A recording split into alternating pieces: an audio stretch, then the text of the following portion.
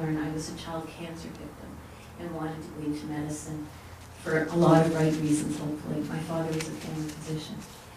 I'm seeing a discouragement of children in middle school. I'm seeing children who believe that they are not math students.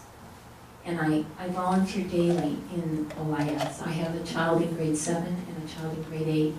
I volunteer in the cafeteria because it's an amazing source of parent support.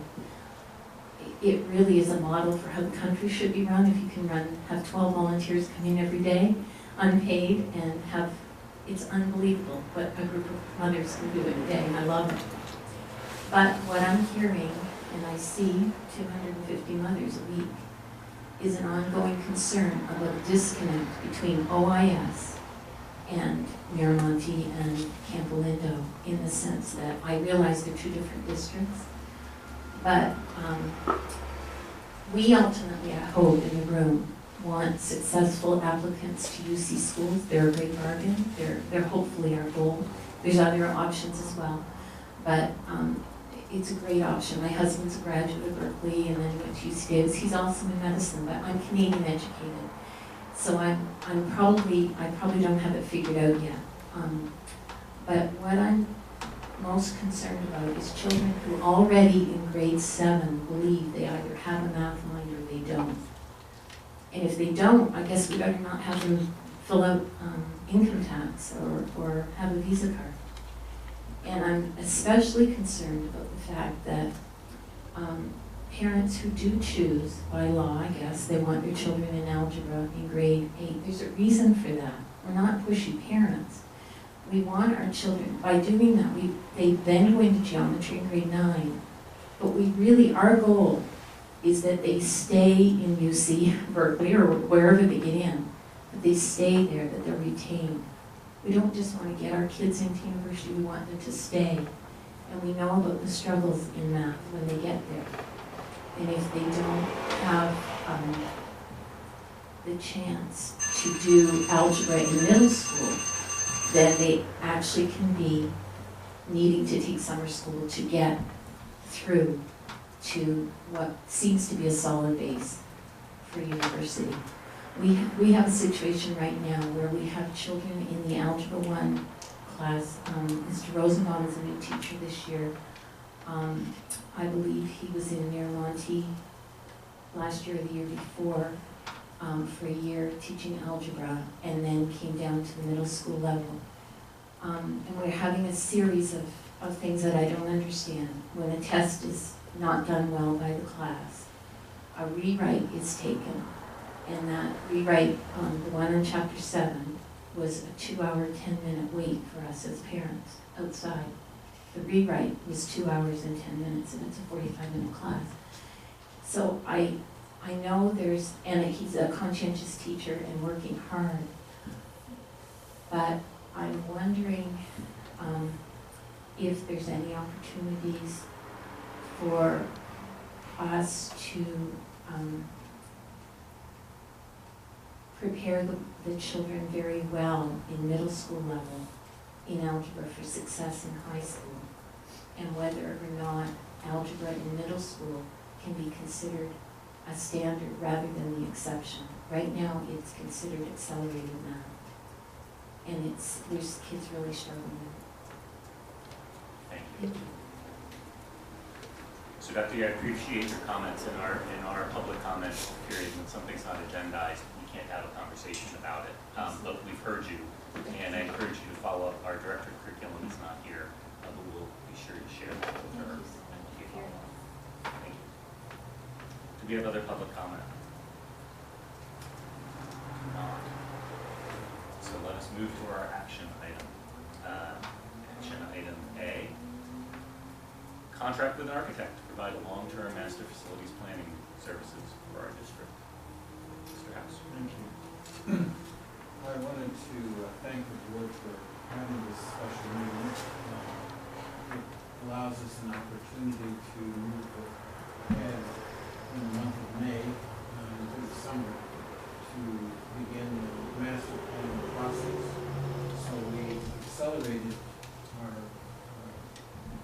selection process to identify process was rigorous. I don't know if we can show the slides or. I didn't know, I can certainly show the slides at this point. Sure. Absolutely. Any more comments, and then we'll No, turn it over to not Carol. really, the slides say most of it. Yep. So we developed first slide is probably first reading. This is echoes my sentiments entirely. The school facility is much more than a passive container of the educational process. It is rather an integral component of the conditions of learning. And I'm a fierce advocate of creating good learning environments, excellent environments. We went through what I call a very rigorous process. If you recall, we had a special board meeting on March 13th where the board approved an RFP for the facilities master plan. That was followed by sending out the RFP and getting 8 firms to respond. On March 21st, they showed up for an orientation, and we conducted school sidewalks at every school. Then they had until April 10th to submit their proposals. Of the 8 that attended that orientation and sidewalk, 4 firms submitted proposals. I must say they were all very high quality proposals. That was followed up by a paper screening that had as its paper screening members a board president, board member Julie Lester, Dr. Seaton, and myself. And of the 4, we recommended 3 before we moved forward. And those 3 finalists were one H.Y. Kipser Yamaguchi, who is, as a matter of fact, our architect of record for most of our projects, has been so for 22 years. Second one was LPA Incorporated, and the third was WLC Architects. So we had, again, a very careful, deliberative process where we looked at all 3 and recommended that we move forward with 2 with the provision that we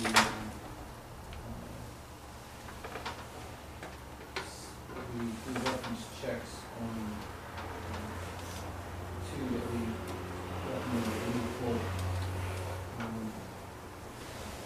Just wanted to move to the next slide. The committee members included for the screenings, again, the board president, board member Julie Lester, the superintendent himself, CBO Teresa Sidian, principal, Kirsten Kerr, teachers, Susan Boudreau, Mike Lynn, Ms. Craftsman, parent, Sean Robinson, and we had as advisor Justin Rich from Caitlin and Development Finance. So we, as I said, moved forward checking references since we were down to 2 candidates. And there was, some indecision about, the remaining 2. So we did do the reference checks. We called a number of superintendents, facilities directors, and CBOs and others for whom they both had done projects. And the feedback we got was that WLC had 3 very positive recommendations and 3 negative. And for LPA, all of the references we checked were very positive, extremely positive. So based on we were able to narrow it down to LPA as our recommendation to the board for consideration. And I feel very confident about their ability to do a great job. And I would echo that, Mr. House, on the conversations I had with several superintendents who had worked with LPA. They said they engaged stakeholders incredibly successfully. They listened. They involved teachers. They wanted to use the school space in the areas that are 21st century learning. And so I just feel very confident based on the feedback I received from the reference checking. I felt confident going in. I think several of us were sort of leaning toward LPA over WLC, but they were close enough that we wanted to see what the reference checks would yield in terms of additional information.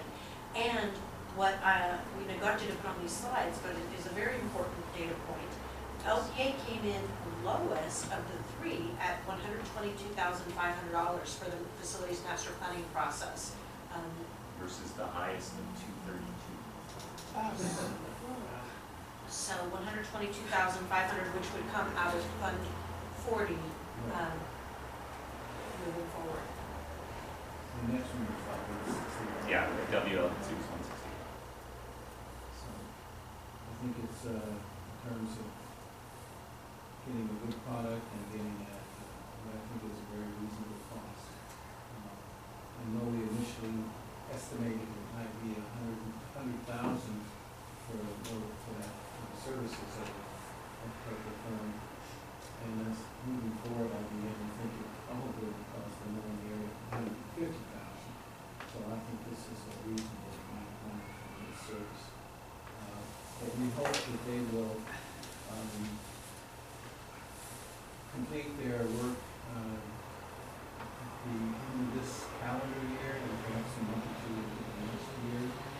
For us to use for any effort we might have going forward for the bondage.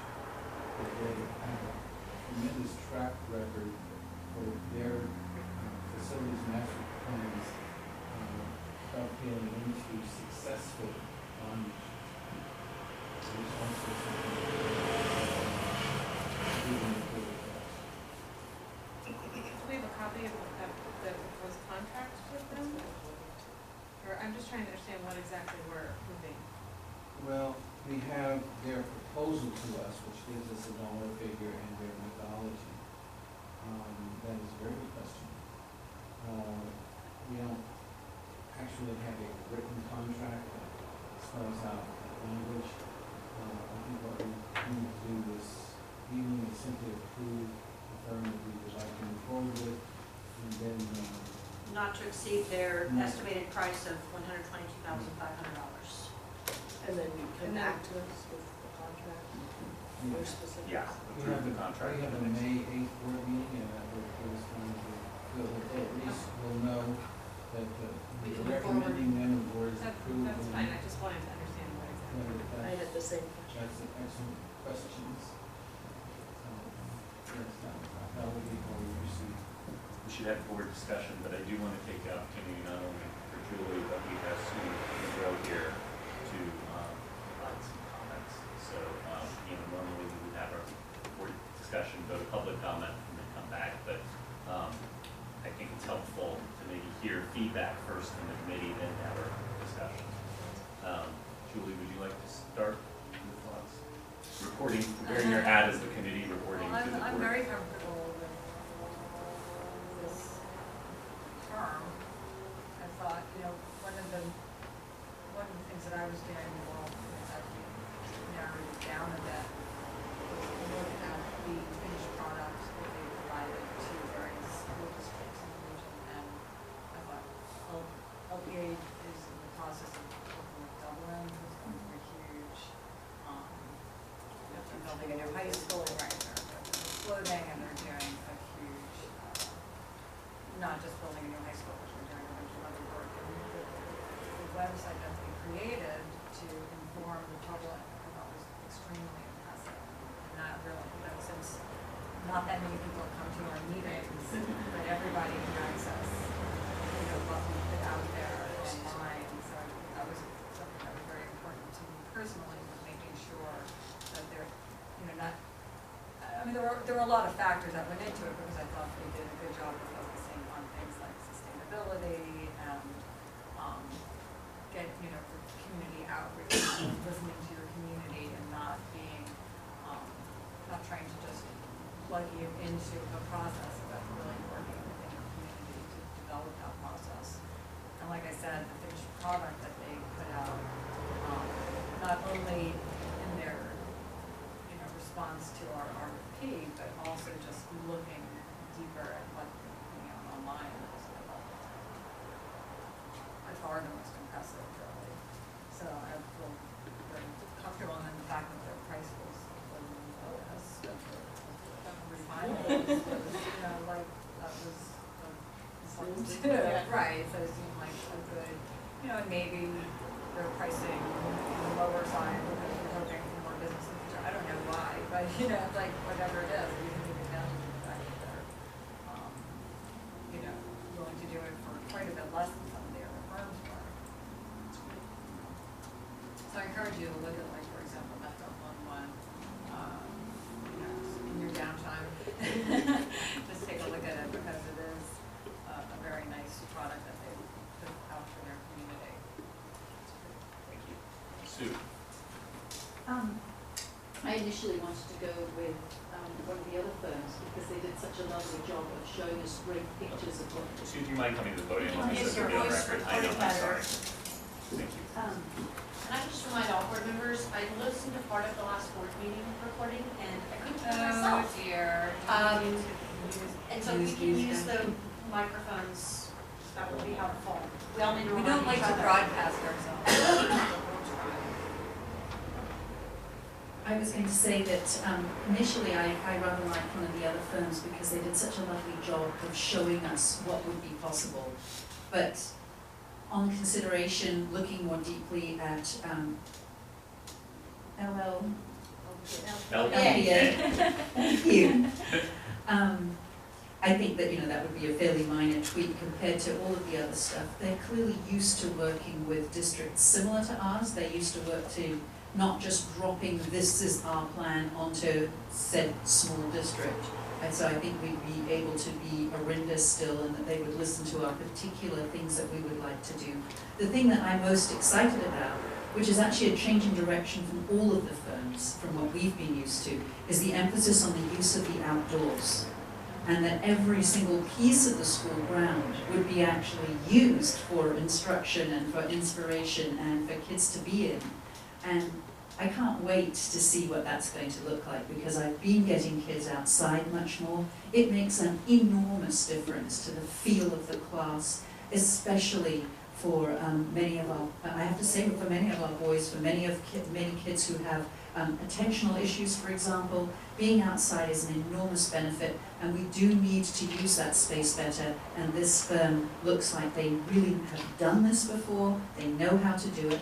We were concerned that because they weren't a local firm as the other two were, that we would have to be doing stuff, by phone call and email and whatever. But it sounds like the references that were checked say that they really do come. If someone has an issue, they actually come, they meet with us, and it sounds also, the thing that you mentioned about Dublin is really important, because they told us about a contentious situation. They copped to it. They did it looks like they've done a really good job of dealing with that, and we know that we have a community filled with people who are highly educated, very vocal, and we need a firm who can cope with that, and clearly they can do that, and they can do it with a successful outcome. They also are because they're a large firm, they don't need to bring in outside consultants, they have them in-house. I think that's extremely important as well. And they will be, I think, a really key piece in doing the PR that we desperately need in order to get a bond measure passed, because they're going to be working with the broader community, with the 60% of people who don't have kids in the school, as well as the stakeholders who do, and they are absolutely vital, as we know, to passing not just bond measures, but parcel taxes as well. So I feel actually pretty excited about this whole process. I thought, not another committee meeting, but it's actually really cool. So I strongly support these guys too. Thank you. So I really appreciate that. Pretty much everything's been said. And the focus on vision, and they were the ones I think that acknowledged that you could have two kinds of master facilities plans. One that's more just nuts and bolts, which is more similar to what we had done in the past, or a visionary one. And I think the strong consensus was that's really what we're looking for. We don't know if we have funding to get there, but we want a vision for what this district can do in the future. No, I want to just remark what a wonderful process it is. Committees, you don't usually say are wonderful. But, it really was a very collaborative, difficult conversation, and it reminded me of the conversation we had when we had this choose a selection firm for a new superintendent, which took us some time to really think about. And I just want to thank Sue and everyone else in the committee for spending the time. That takes some time to get to a decision, and it's a great process for me. It came to people, product, and process, and particularly the landscape architect representative who was there. Very impressive. He started that program at the firm, and I think he's going to bring some great things to us. The product, Julie already said, I think having a organic, changing plan that doesn't be on the shelf, I think we're the most likely to get it from FDA. And then for me, mostly the process. The picture on the front, we also have candy bars that they made with a picture of That's Orinda basically Theater. why. Yeah. Very easily But it's charged, yeah. That was bribery. It's not bribery. We did not make the decision based on personal benefits. Heard that. What it said is that they really paid attention to who their audience was and made a point of saying this is going to be an Orinda process that's unique, and I think that is our. So it's all been said. We should discuss. I'm just wondering about the process. Do they outline sort of the steps of how they're going to engage the board and the schools and the parents and, what process they intend to They do, and I think that process-wise for this, the only reason we didn't let out more is we did have a meeting before this meeting to go through the references. Since the committee had left open a choice, there's a possibility that it would be different. So we didn't share, I think right after this meeting, we'll share with the board that proposal that's going around, and it does walk through that. They have a and it process. addresses things like security and, one of the things that I was really not is they're very open. Well, that's a good. I don't know that it They really don't address addresses that. that, but it will address multiple opportunities for stakeholder input. And so certainly, security will be brought up in that context and addressed. How can we make our campuses still inviting and reflect all those elements of a great 21st century education that we want to provide to our students, but yet keep them secure, keep our students safe and our staff. Right, without throwing up just big fences to do. Yeah. Right. And I think they're going to have to come and learn the Orinda experience. We had the gate conversation at Del Rey. There's going to be a lot that we want to bring to them so that they understand where they're coming from. Glorietta, we want them to understand each of these communities so that they can help us have that dialogue. There is a section here that relates to surveying for health, like. No, No, exactly. That does come up. Jumped out, Yeah. okay, good. I'm very comfortable with the process. You all go through this process, and look at these are the right people to hire, and the price is fair for what we're gonna get. I feel like that's the answer. We should move forward. They got agree with community that. That's outreach just- workshops, with their part of the process, and the online survey. I'm particularly pleased that they have a pretty robust online reporting system for when we have a final product that we can share online with all of our constituents. There'll also be a steering committee that will come back to us, right? That will be engaged in the whole thing. Pretty impressive. Yeah. All right. So this is an action item? Right, since I had Sue Oh. come from, as a report, so I should go to the public again. Yes, you in case should. there's public comment. None, board, I would move that we move forward with LPA. With the caveat that we will get back the actual contract that we'll get so we can really understand the terms of what we're doing. absolutely. And the committee had some observations, it's gonna make sure to feedback too. Great. I would second that. Okay, good. All in favor? Aye. All opposed? We have facilities master plan. A big achievement.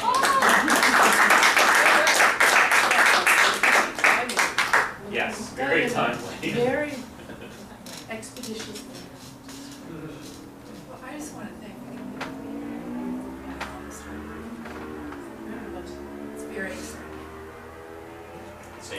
Kirsten and others. So, all right, and we have our revised K&N contract. This is back to us because we had questions in the last meeting about the house.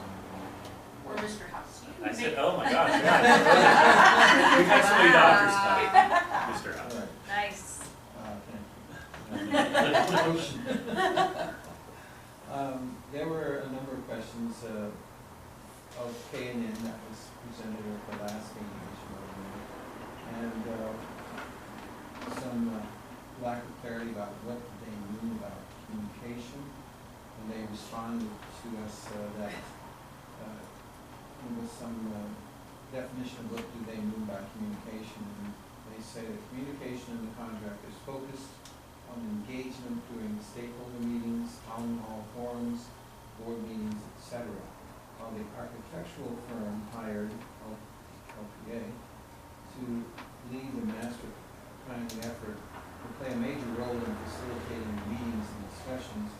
K&N will also be expected to play a major role in disseminating information related to funding, prioritization based on available financial resources, and addressing cash needs. K&N will not be conducting a voter survey as we do not provide the service. In fact, we believe firms who provide both financial advisory services and voter surveying campaign services have notable conflicts of interest and could be presenting biased information. So they will be communicating with a number of the players, but that's what they mean by communication. There were two other issues, one having to do with may and shall, with the exact. They changed that language, and there was one other issue dealing with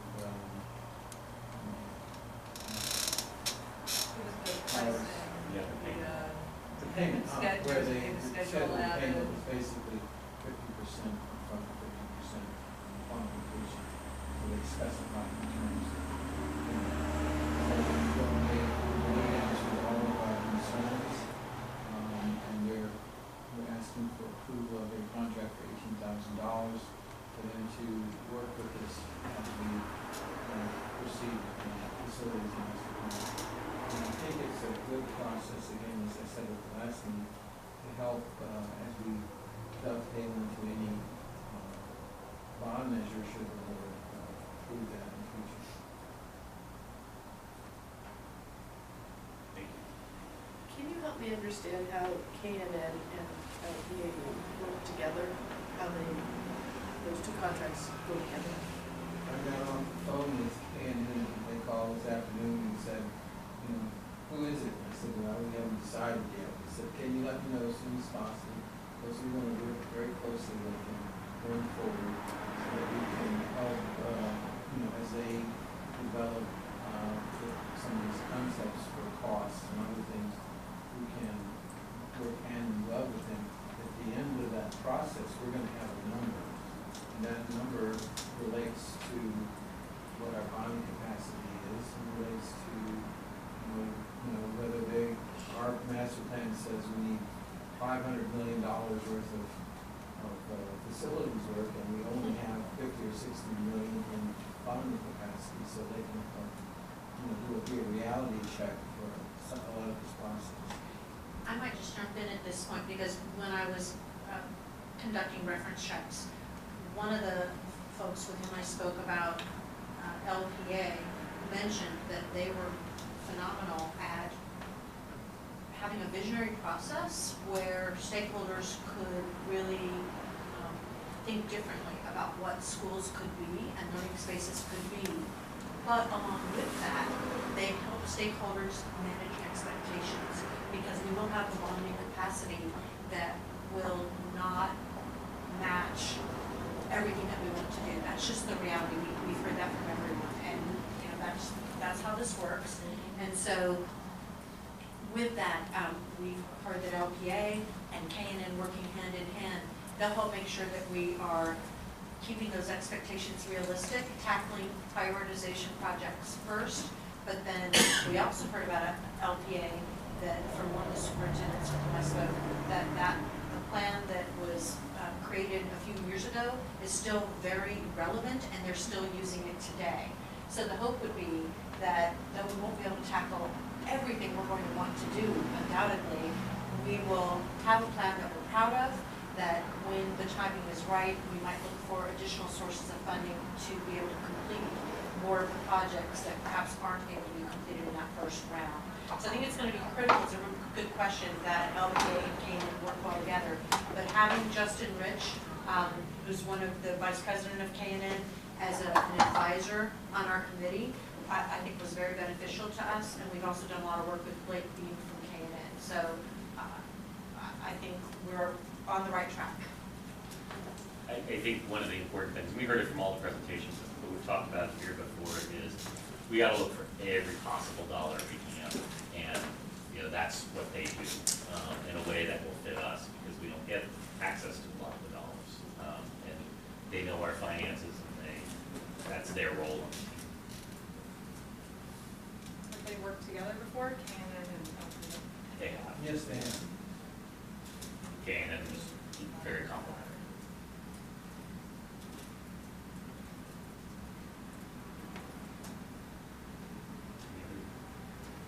Questions, comments from the public? Great. With that, I would like to move that we adopt action item B, the revised agreement with Canada. Your second? Second. All in favor? Aye. Opposed? Our third action item, change order is back for American Modular Systems. Mr. House, walk us through it. Well, I am pleased to report that Erica Shoemaker is here. She could not be at the last meeting, having suffered an auto accident. Is that what, oh. Oh my God, where is it? And that prevented her from being with this. So we accepted her excuse. Hopefully not on the way here. This is as I said at the last meeting, there were maybe a little bit of confusion, and I take some responsibility for that, because we had, the board approved a agreement which provided for a board and batten on the sides of the board and batten and stucco for the buildings. And when we took a second look at it, both Kirsten and I simultaneously said, what happened to that wonderful design that we saw at the Manteca factory? That's what we really liked. And so we got a proposal from them, and at first blush I thought, it wasn't a matter of a cost difference between the siding that was approved and the hardwood, Brazilian hardwood, Ipe and stucco that was offered up. And then we got a notice that it was going to cost us $35,900 per school site, totaling $71,000 more. And I sort of had sticker shock and talked to Erica about this, and they said, well, maybe we can, give you some consideration for that additional expense, because we really want going forward to work and partner with the district, and maybe we can make some accommodation. And then it came down a little bit, and we then had a subsequent conversation, and then it went down a little bit more, so that the current proposal to do both schools is $55,000, with Del Rey being a little more, because there's 3 units there, and Glorietta, I think it was $25,000 for Glorietta and $30,000 for Del Rey, to provide a wood and stucco finish, only this time using not Brazilian hardwood, but a material that looks like wood but is made of tiles, wood appearing tiles, both old wood tiles, which were recommended because they would not require as much maintenance, and it looks like wood, and it gives us this 21st century modern appearance. So I was advocating that we move forward with this despite the additional cost of the change order, because I think there is some value to showcasing what we do on these buildings. They look exemplary, shiny. And while that's not the only thing that we have to consider, in terms of the buildings,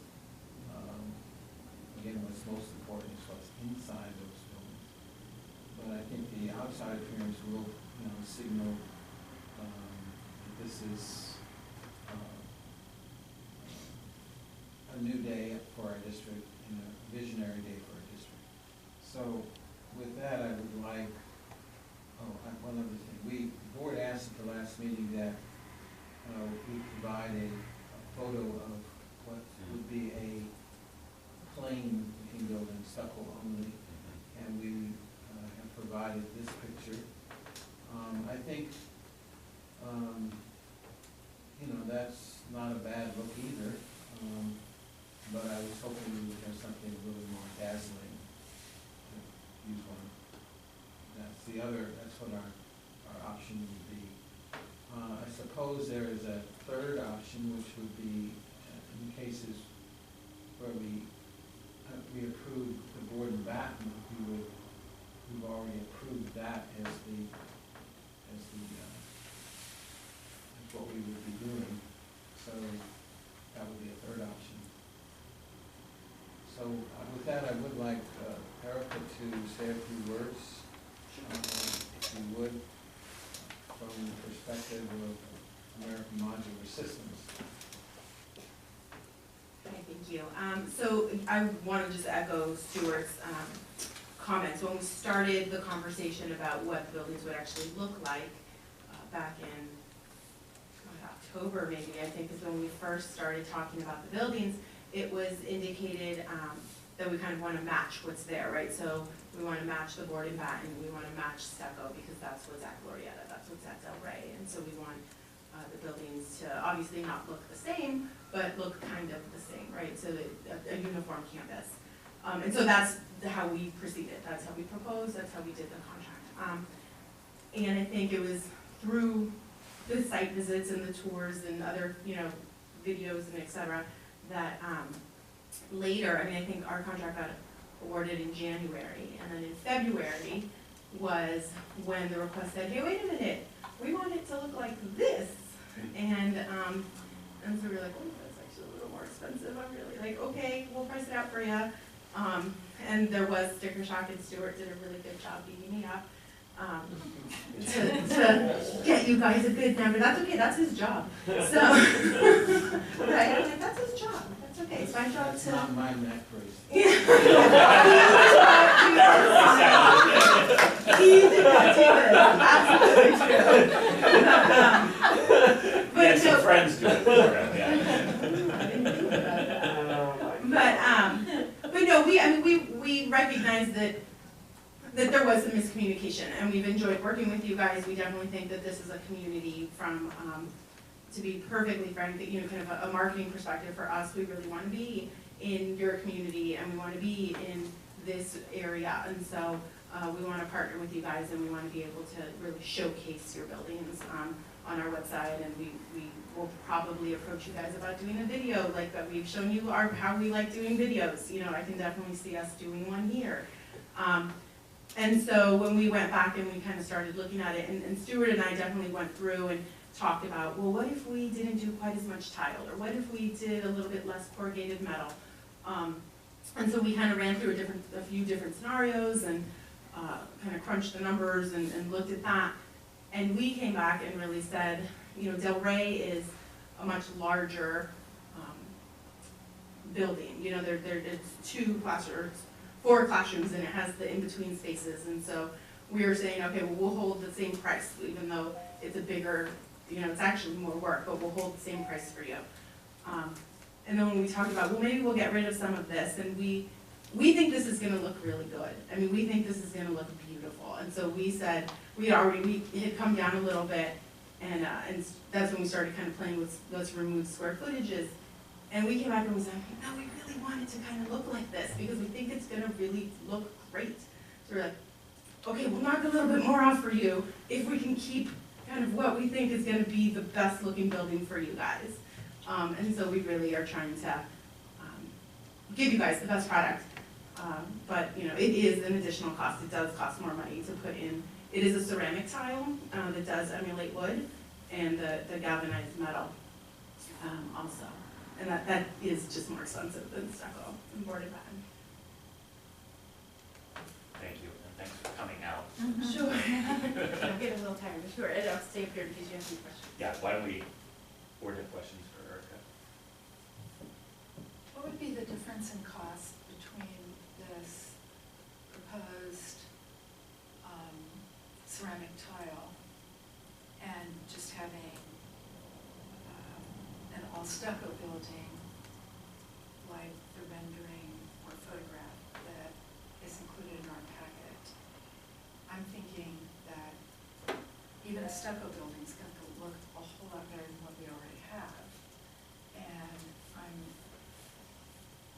much more concerned about the functionality of the interior of the building and having some, albeit lovely, ceramic tile on the outside.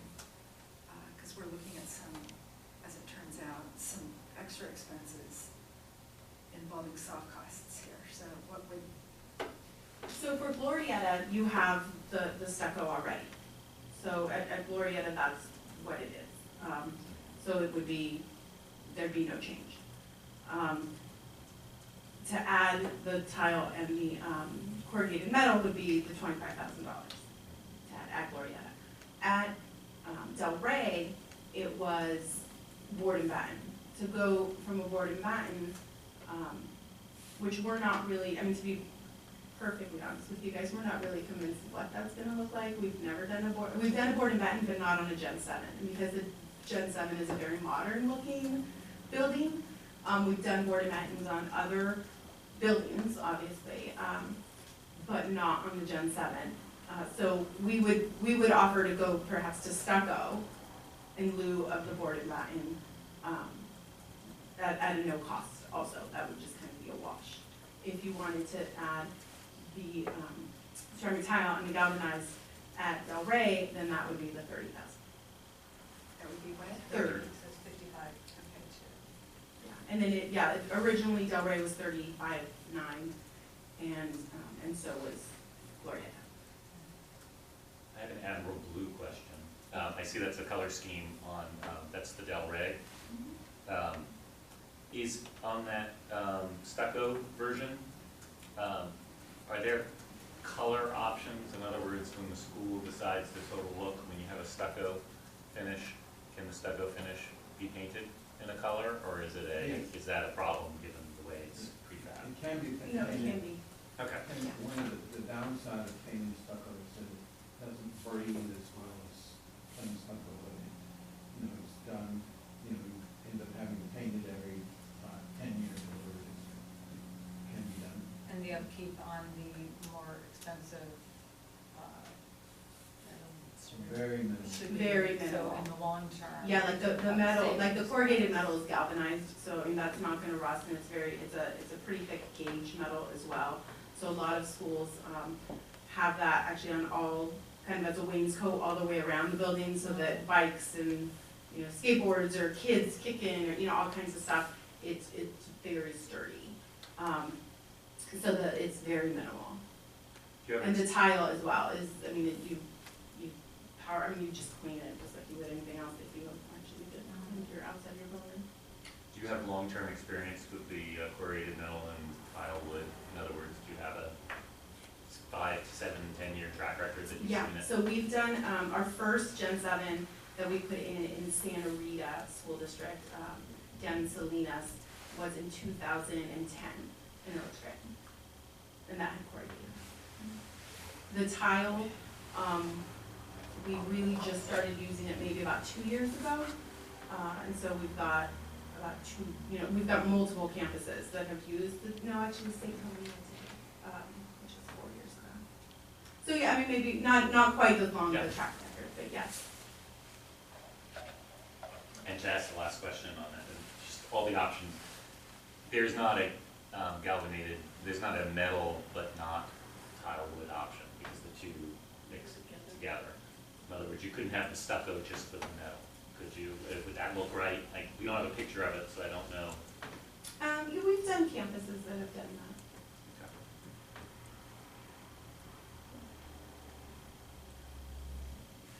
Other questions from the board, and then we can start discussing? Then you can sit down. It's probably not fun standing up. I've been sitting down a lot. Okay.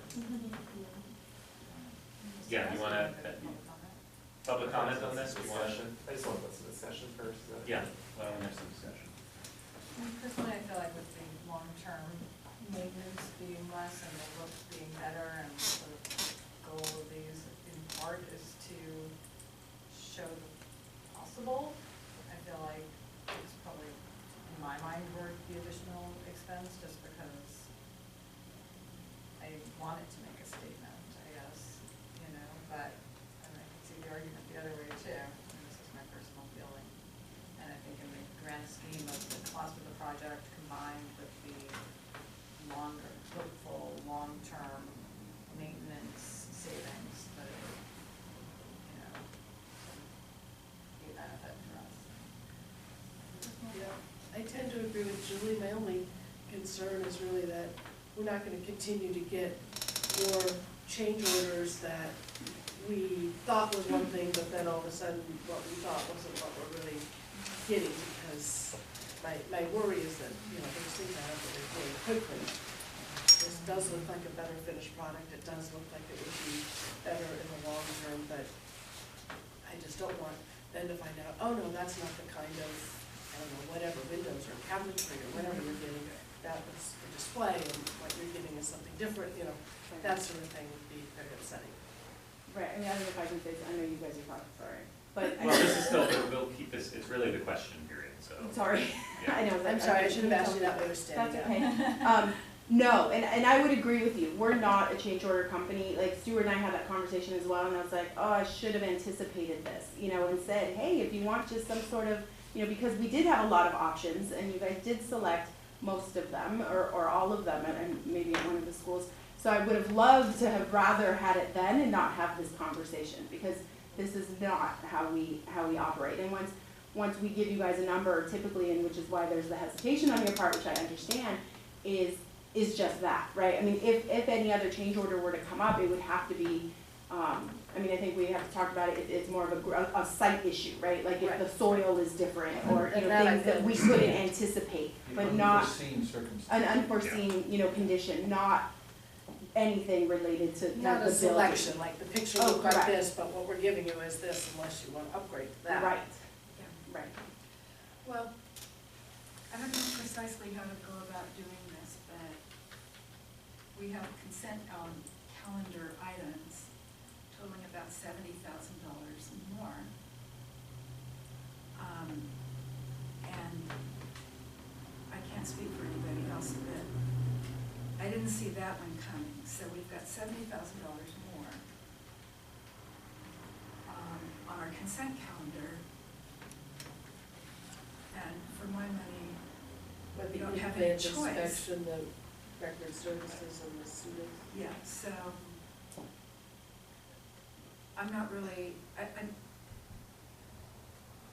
feel bad about just going with stucco only, but I also feel bad about spending $70,000 that we have no choice to spend because it's soft costs that we didn't anticipate. So for me, I would say I'd like to save the money on the tile.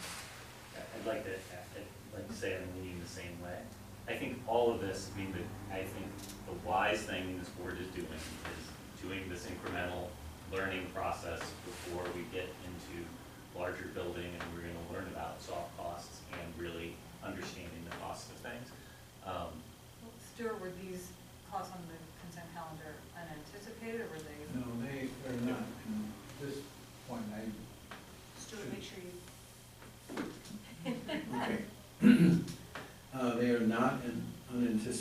costs, they are the usual costs that go along with these big projects. What I failed to do, and I apologize to the board, is give you the big picture so that you would see not just the cost of the buildings, but the cost of inspections, the cost of asbestos abatement, of the moving of the classrooms, of the, we have asbestos, wasn't much, was another $1,000 for inspection and testing. So all of these little amounts are a part of any normal DSA approved project. What you did not get was a budget that included all those items. Usually you can anticipate that the inspector of record is a certain, 4% of the total project cost. DSA fees are a certain part of the cost. DSA fees are not reflected in the numbers you have reviewed, but we have to pay them basically a tax to do our plan review and plan approval. And so all these little amounts, and Carol is correct, they add up, and that's something that you should, and I should have presented to you at some point in the past, so you have an idea of the total package. It's not just the building, that's just one part of the whole. Do you know where we're at in terms of the total cost above what we approved in December when we originally approved this? Well, again, what you approved in December was just the building. Right. Without the soft costs. Without any of the soft costs, the architectural fees, you did approve that at some point Right. earlier, but there are architectural fees too, that's a part of what are called soft costs. So what I'm hearing Carol say is she wants an accounting of the whole thing, architectural fees, DSA fees, inspection fees, demolition fees, which we have not yet presented to you. We've got to tear the buildings down. And I do think when we're being presented with those kinds of, construction items, we should get something that's, even if it's just a percentage of, that you're adding on as soft costs or something like that to a project. I mean, that's pretty typical Right. to see that. On the other hand, I do feel like, this is our first opportunity to sort of be setting the standard that we want for our district, and I'm hesitant. I hear what you're saying, and I don't disagree, but at the same time, I feel like we're trying to, I remember, I don't remember the exact words, but Pat Rubush years ago said something about, the beauty in spaces, and, that you have to be presenting things that, that there's something to be said for the aesthetics of things, and it's not just about, trying to have, just looking at, well, we have the building, who cares, so in my mind, it's worth spending a little bit extra to do this in a way that is, really setting a vision for us. And I can see your point.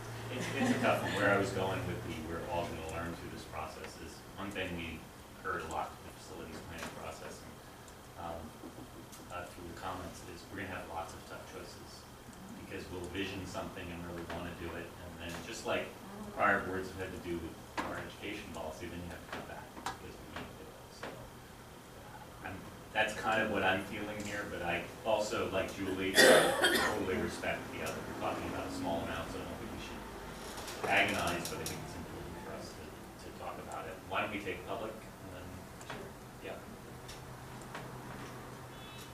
Is this working? I was like, oh, you're looking at the wall. OEA President Charles Shannon. I really appreciate the dialogue. It's a great process. Thank you, Stuart, for all your work on this. We talked today in negotiations about budgets and money, and it's tight, and we have to be conscious of that. We have a lot to do in this district. Although we would love the bells and whistles, and we do appreciate you coming, I appreciate you coming down in price and showing that you want to continue to do business in Orinda. The wood is pretty. I think when I talk to my students, and we talk about environmental issues, we want to try to steer away from the wood look because we want to preserve our forests. And we know that these classrooms are a model for our students of what we want for the future. And I think reducing the need for that look of wood and being dependent on our forests when we need them is socially responsible, and that's just my personal opinion. It's not something that's been shared by my members. Because I've been talking to them about this, and I said, you know, we're gonna have new classrooms, and you know, there's one that looks really beautiful. And some of my kids said things like, we could always plant flowers around, you know, the outside of them. There's things that we can do that maybe later when we have projects where the kids can be involved in like a garden project around their classroom, they can spruce it up. So I think that there's ways to do that, and still honor the vision and still have them look really jazzy. But I know we have to live within our means. I still live in a 1-bedroom apartment with my partner. We love it, it's cozy, we've made it homey. But I do understand that the other one did look incredible, but we can't always have the Cadillac. But my VW Bug when I had as a teenager, I loved it and it served its purpose. And it was a good car for me, and it helped me get to where I am today. So thank you. Thank you. All right. Board. So I have to tend to agree with Carol on this one. You know, as much as I would love to have it look beautiful at the outset, it really is about the classroom environment and what's inside. I do also have some concern just about the wood in general and how that fits into this whole master facilities plan and what it's gonna look like. And if we have a basic structure that we're working with here, then we can build around that versus if we have a specific design element, then how does that play into a more general facilities plan? And then just adding up whatever other soft costs are coming in. I just have general concern about, you know, overall price of this whole project. I was gonna say, I still am concerned about our process and whether we're flipped, like we should have done the master planning first, and that we're, you know, kind of doing a hybrid where we're putting in these new buildings and trying to create something that looks really nice at the same time as we're undertaking this master planning process. And concerns. That was something that was discussed by, Yes. We had that conversation during these interviews with the facilities master planners. So it's very common because, you know, people often, you know, districts and other entities often have some funds that they're utilizing, and, you know, it is a slow process to go through, you know, planning, if you're getting a bond, I mean, that takes years, so it's not uncommon. That you're moving ahead with other things. Yes, exactly. So that actually made me feel better, because I hear what you're saying. Right. And at some point, you know, we just, those particular portables were so old, That's right. you know, so there is that, well, do you wait? Right, I'm finding myself curious to know what they think of the design element, you know? Right. But- Yes, no, Yes. and that's one thing we also discussed, is getting them in right away, including on the Fund 40 projects, other projects we've approved, because they're here. They're gonna be ours really soon, and they should be a part of this. I strongly support that. Right, so I mean, I guess if they felt, well, we think you really need to do this design element because that's a direction we think will go and it'll look better and it's hard to do it later, that would be one thing. Or if they thought, if you just had plain stucco and we can work around that and develop our own design theme for the campus, that would be a different thing. Fair point. And I take it, Stuart, that we're kind of at D-Day time. In other words, if we were to choose stucco today, which is where I think the majority is, and our planners later on tell us, oh, you should have done it. You should have gone with that tile. Is that opportunity close to us in the future? Pretty much, and she can answer that. We're in production Yeah. now in order to make our. Yeah, we're ordering material. I mean, Yeah, we're so you're already you're there. like 2 weeks behind on this decision. To be perfectly honest. Yeah, thank you for coming. I mean, we've said it enough, but thank you for coming for it. This is an important relationship. I think we also had the discussion about how these buildings, to respond to Carl, would give us some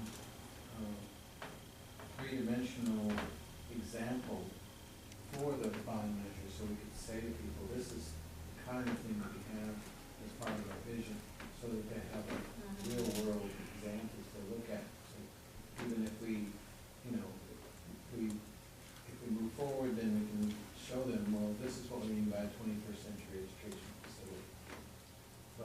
doing it everywhere, because that could have been an option, but they said, let's just do it everywhere.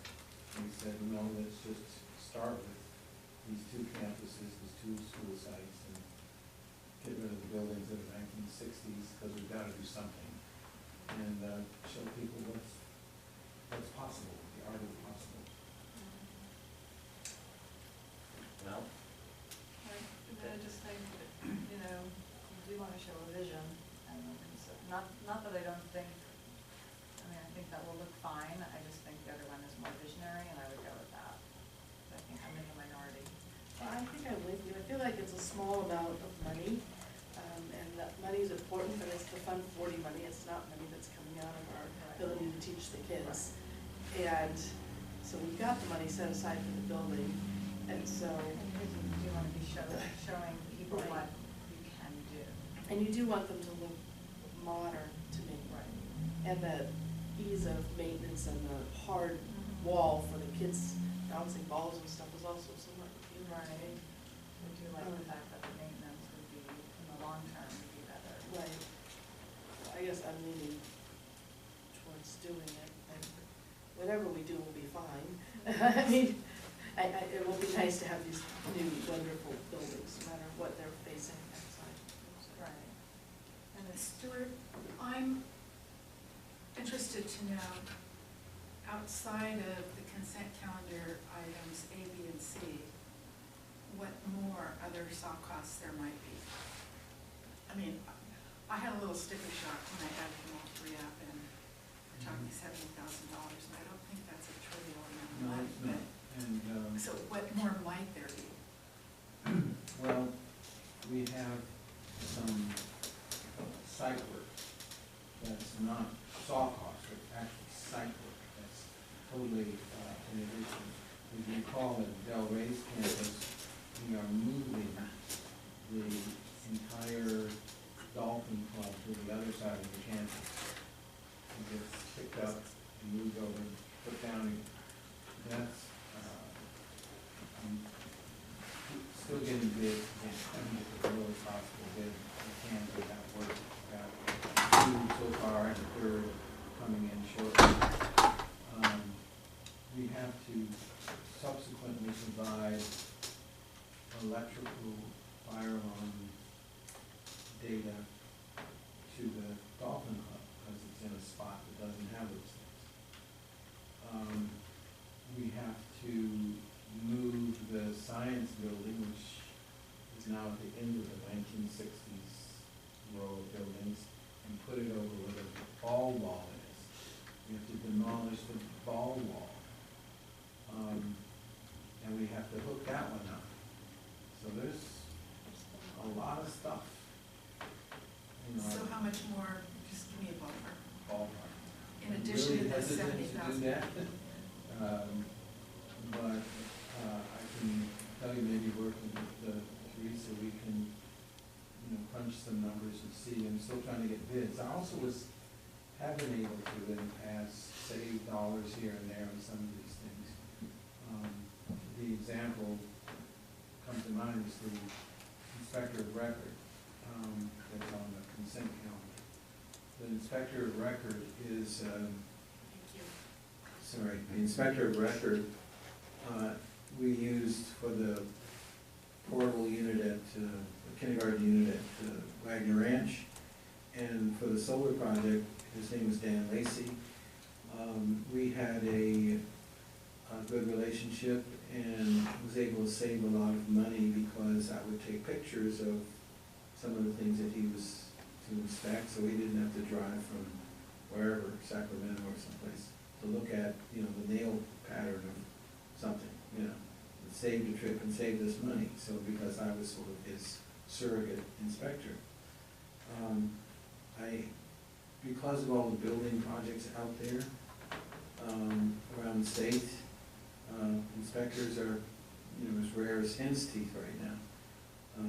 They get certified by DSA, therefore there aren't that many of them.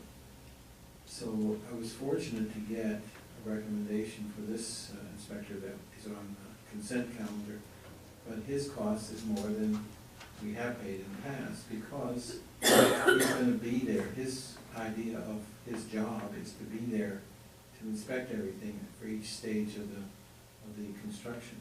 And there are a lot of elements, so it's a lot more money for him to do it. So, but, you know, I still may be able to save us some dollars on his costs. But there's more coming. More coming. And do you have any kind of idea of how much more is coming? That, I'm very interested to know that, because apparently we're a couple of weeks behind already. And what I don't wanna see is come August and say, oh, we can't install these things until December. No, we have a schedule, which has been shared by their project manager, and they will meet that production line schedule and installation, which is slated for the buildings to come to the site on the 26th of June. No, 26th is the beginning of the foundation work. But there's still an opportunity to do whatever tweaking we need of the buildings before they're actually delivered to the site. So I'm confident we will finish on time, because it's a modular building in particular. But again, I can't really honestly give you a good answer to your question until I consult with Teresa and look at the numbers and see if I get the best possible numbers I can get for all the other elements from the different bids. And there can be a big difference. I think the other bid I got for the moving furniture, one of them was double the other one, you know. So we do the best we can to try to get the estimated amounts for these different elements. But we'll be in a better position once I sit with Teresa to figure out what the other costs will total up to, and we'll bring them back to you. I think we should, but I think we've had a good conversation, but I'd like to put a motion on the table. I'd like to move that we go with both plans with stucco, in recognition of the costs. I'll throw in one stipulation, which then maybe we can discuss. It does sound like the metal can be done without the tile wood. Those costs are much smaller. I don't know what that looks like from a design standpoint, but I think I would be willing to authorize payment for that should it work. But there's my test of the motion. Approve 2 stucco, so we aren't going to do the wood, the original wood, at the recommendation of the contractor, which I get. And we'll be open to these quoted prices for the metal exterior if a design choice like that makes sense. Would anyone second that motion? I'll second that. Want to vote on it? Since we have a second, we have to. Can you state the motion again, please? The motion is not to accept the change orders and to make the modification that has been recommended, and that is on the Del Rey not to have the wood siding. So 2 stucco sidings for all the buildings. But with conditional approval that if the corrugated metal siding options on these change orders are doable and work as a design matter, that we would approve that.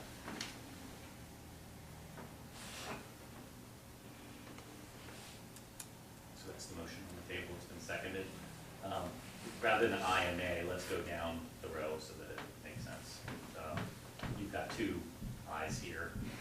Julie? Nay. I guess I may. Yeah. Aye. All right. The motion passes. Again, I want to thank Erica, you for coming down, and this is a relationship we're going to keep working through, and it's helped us a lot. And Stuart for your recommendations and thoughts. Okay. Here we go, and now we have consent calendar. I'd like to ask one item be removed from consent calendar, item D. That's delayed, David. D. Otherwise, we ready to vote on the consent calendar? All in favor? Aye. Opposed?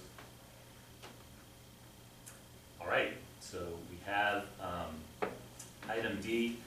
I'll say one word about item D, and then we can have discussion. I'm also going to put a proposal on the table for clarity's sake.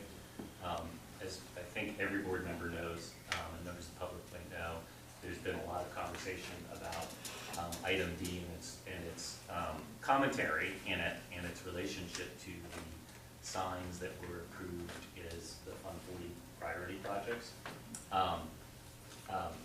What I'd like to do is us to consider approval this time. I think we need to have discussion about it.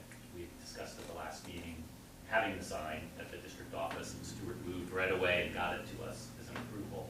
I guess what I want to say to make clear for the public record, the only sign in front of us for approval is the OUSD sign. There's reference to the other signs, and we have confirmed today that we don't have signs planned or coming yet for the others, that there was a purchase order for them, but that purchase order is withdrawn. There's no standing order for them.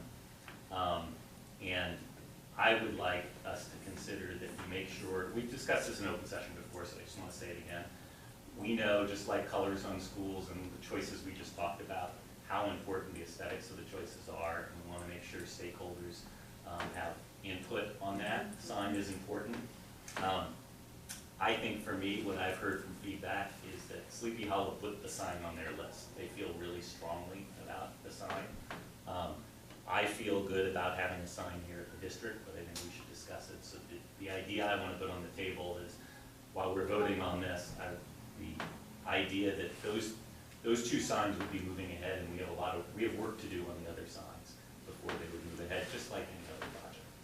So those were my comments, but I think we have to discuss the substance of this item. I guess there's, for me, a process question about whether before a sign is ordered, we actually get to look at a diagram of it and have an understanding of the specifications, and there is an Orinda sign ordinance, even if we're not subject to it, how the sign we're looking at fits into that ordinance, and, you know, just more details before we actually go and purchase and put a sign anywhere. There's a rendering, which if we could bring it up from the attachment, that gives a picture of the sign for the district office. And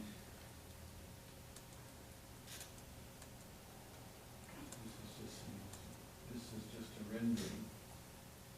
Notice that the overall height this is 7.5 feet.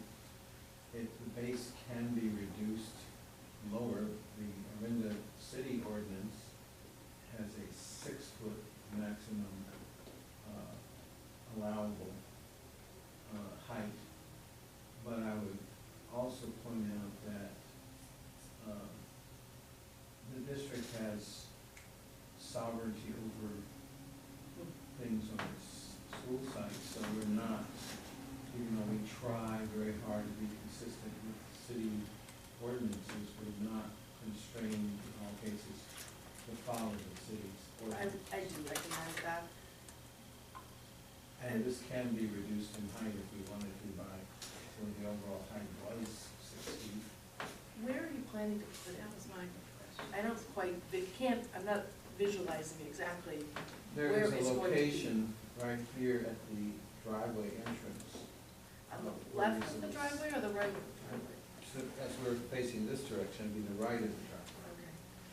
On the corner, so facing this way to the street or facing this way to the street? It would be two-sided so that you can see it coming up and down the street. Okay. Like this. Correct. Jason, the other signs aren't, I mean, we already approved putting up signs at the other locations, so you're saying you're gonna bring that back at some point for reapproval? Well, And I think we've approved them. What I want to make sure is that we have thorough vetting on the sites for what those look like. That's all I'm I mean, I suggesting. understand that's not on the agenda here, so. Yeah. Right, so that's why I said that's a comment we'd have to. Right. I'm not sure we have to reconsider that. I think there's been speculation of what it means when something's on the form, the Fund 40 list. Mhm. And I think we should be clear about that. We've approved it, Right. but that That's what I doesn't, was trying to make. yes, we have approved it. But that doesn't mean that it happens without us seeing it again, without community input, without schools The coming back. aesthetics of it. Right. And Well, we we've changed- approved the idea, but we haven't approved Right. the actual We sign. change it all the time. We could end up hearing back. Approved the concept of it. Yes. Yes, And right. we said that we would spend money out of Fund 40 for that, and I would assume that there would be going to the school sites and showing them renderings and whatever. And if the school in my view, the school disagrees, just like OIS did, they didn't want a sign, then that's fine. Then we would revisit, because we're gonna be revisiting the list all the time. I just think that, and we had a conversation with the staff earlier, this is our process, this is our opening process to a new phase of building, and I wanna make sure we're just really careful and let people have input. Yeah.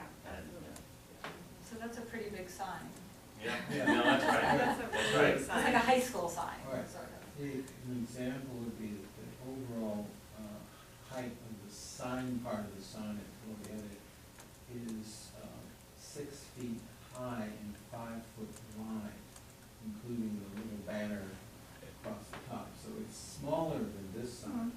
This sign is fairly large. It's 4 feet high, 8 foot wide. So it's the height, while the height is shorter, the width is longer. I would like to stay focused though on this sign, the other signs are not on Right. tonight's Right. agenda. Right, point. okay. Yeah. But just as an example. Yeah. It is a fairly large sign. And it would be two-sided.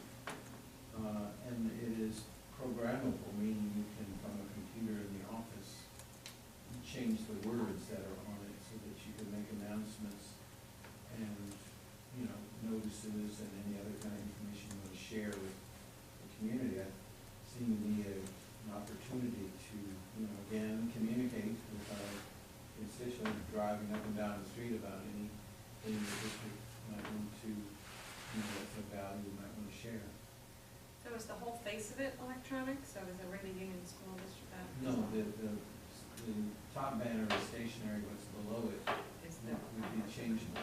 So the big beam the brown below is Yeah. something that programs and changes. Correct. Top would be, Right, you could put in words that can scroll across, that could, change in layers, colors, change the How colors. bright is it? I'm interested in just It's- how it's very much bright. light it puts out It's very bright. at Um, night particularly. Yeah, it is bright, but, in the interest of saving energy, it can be turned off at the end of the day, at, 7 o'clock or early, 6 o'clock or something. To save that energy so you're not, lighting up the night sky with this thing. is the top part since you said that was stationary, that's not a digital billboard, is that a plastic that's backlit? Or is it stationary with light shining on it? What is, what's going on up there? It's backlit, Okay. plastic.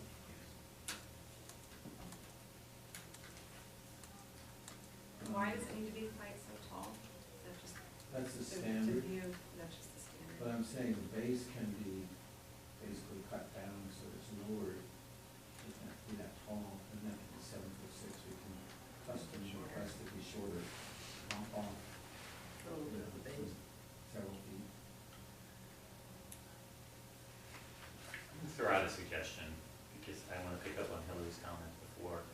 I kind of would like maybe to get feedback from our facility planners on this, and I really appreciate Stuart's interaction with the city, and even though we're not subject to the city's planning laws, I do think this might be a nice starting of a conversation with them. By the way, we're going to have a lot of these things coming, and maybe continue that conversation. With the city planners? Yeah, being clear that it's not conditional, but they have experience, they may have It's feedback. neighbors in the community. And I would rather not have that, and neighbors here, we can talk to the, It has a very commercial look to it, which is a little different than the general look around town in Orinda.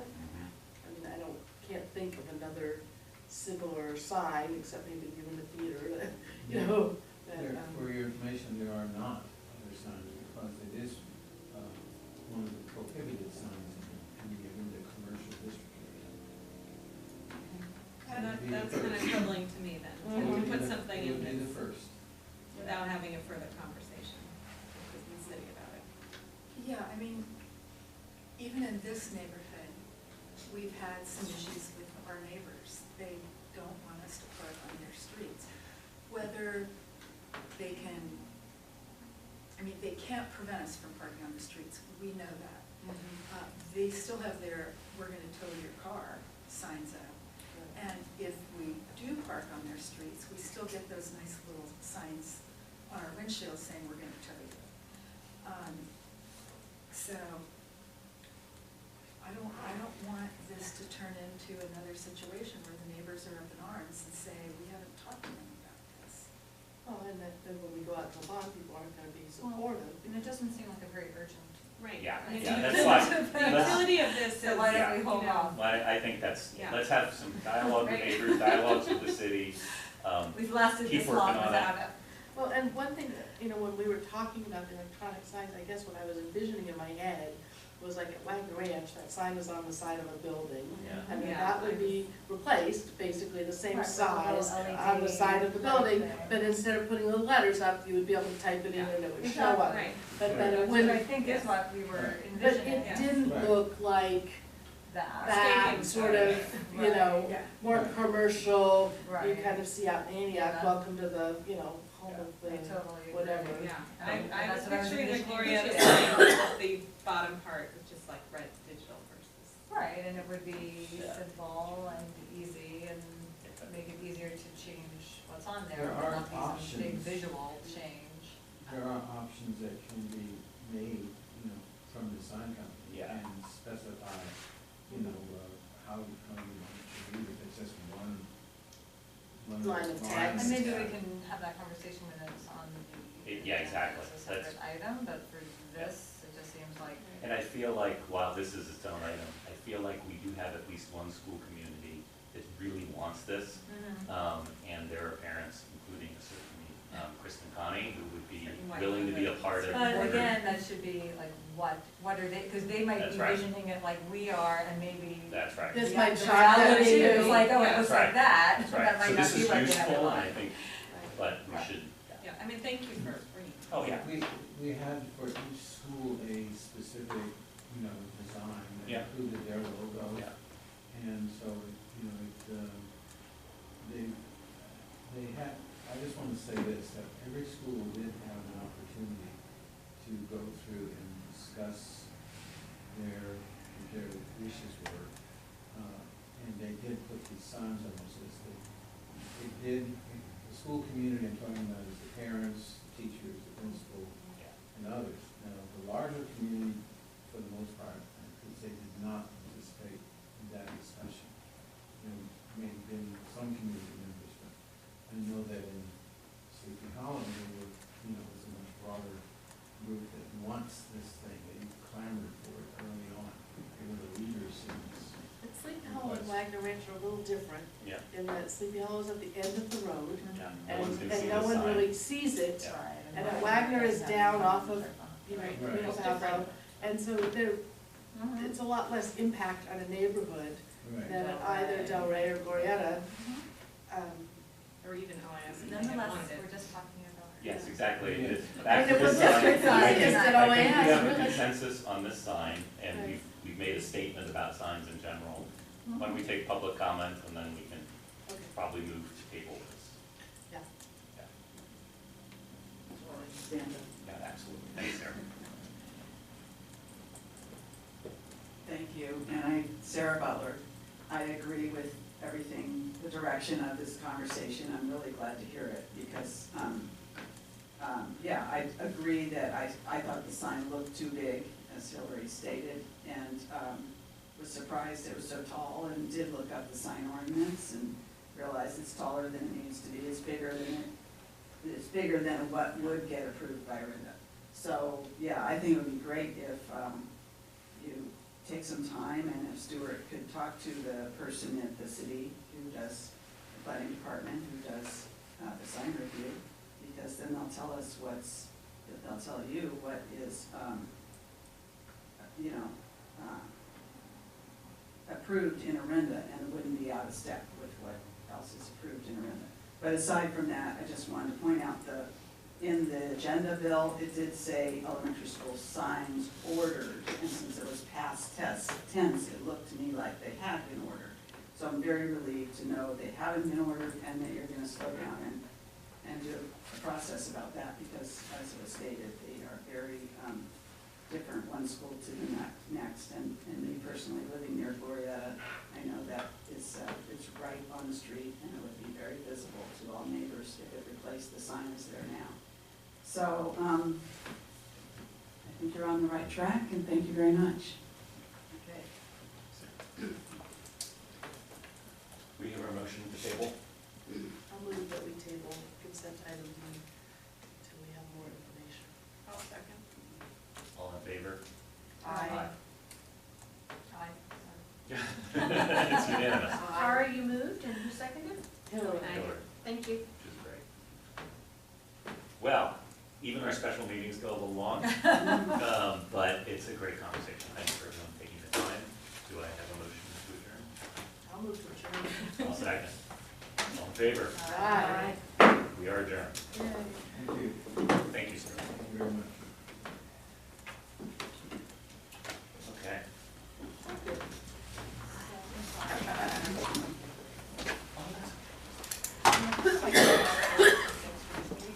And then you saw the other.